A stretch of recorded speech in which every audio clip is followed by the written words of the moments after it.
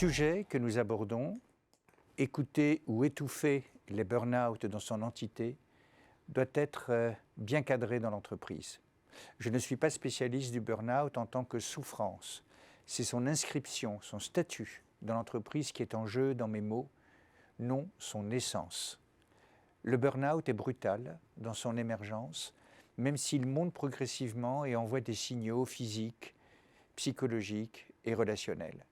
Il existe certainement depuis longtemps, mais n'avait pas de nom précis. Il s'agissait ici d'une dépression, là d'une faiblesse, quelque chose parfois d'une maladie honteuse. Il était dans une famille du secret avec le sida, le coming out, le divorce, la monoparentalité et autres clandestinités évoquées furtivement et d'un autre âge, sans doute, peut-être.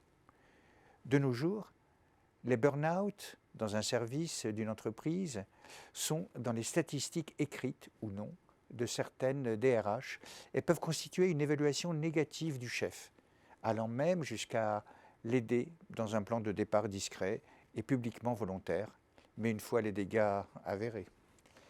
Pour le manager qui constate la montée d'un ou plusieurs burn-out dans son personnel, la tentation est forte de le minorer, de le cacher ou de l'imputer à des causes externes, de préférence issues de la vie privée.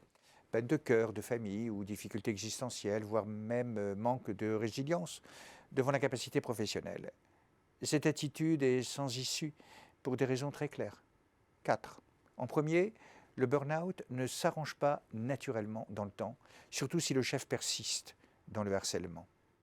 En deuxième, le personnel est en général très précisément au courant de ce qui se passe et en parle lors de déjeuners ou de moments d'intimité ou en cas de travail à distance, lors de certains appels téléphoniques professionnels et personnels en même temps. Comment vas-tu? As-tu des nouvelles d'eux? Il paraît que tu es au courant? En troisième, il y a une histoire pour chaque burn-out individuelle. Tentative de suicide, démission, apathie ou violence, désengagement. Enfin, quatrièmement, même cause, mêmes effets. Les burn-out volent en escadrille dans les unités, impossible à étouffer. On ne peut être que de mauvaise foi ou le cacher inutilement. Pour autant, la culpabilité du chef n'est pas établie systématiquement. Il peut en effet y avoir des raisons externes, par exemple un surmenage, un souci familial. De ce fait, la seule attitude possible du chef est de prendre les devants pour clarifier les causes, même s'il est au centre. À défaut, on pourra considérer son comportement comme toxique. S'il y a une réelle présomption de responsabilité du chef dans le burn-out, peut-être encore au stade de pré-burn-out, avec de la chance pour tout le monde, il faut très vite prendre le problème avec ouverture. Nous proposons les 3 étapes suivantes. 1. Le chef en parle à sa DRH qui rencontre la personne. 2. Un extérieur rencontre l'un et l'autre, ainsi que des collègues, et remet son diagnostic. 3. Des mesures salutaires sont immédiatement prises, le tout en 1 semaine maximum, pour protéger la personne en premier, arrêt maladie, proposition de changement, rectification d'attitude du chef, constat de carence même.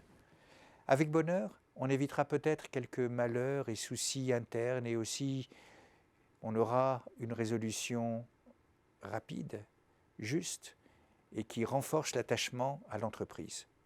Ce sont ces mesures qu'il faut véritablement avoir le courage de prendre vite et sans laisser la place à l'injustice ou l'erreur, d'où qu'elles viennent.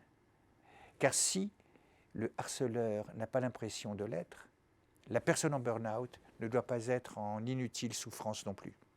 C'est aussi une bonne façon de cadrer les simulateurs qui semblent être rares.